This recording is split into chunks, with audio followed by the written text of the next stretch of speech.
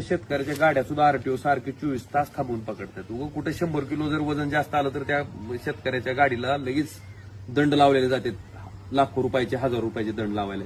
आणि मी माहिती घेतली तर ते म्हणले की आम्हाला टार्गेट दिले. नेमकं काय चाललंय हे?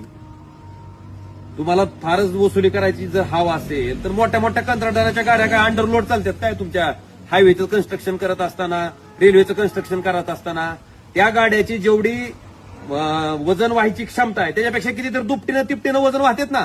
करा ना कारवाई त्या कंत्राटदारावर. तिथं नाहीत करत कारवाई.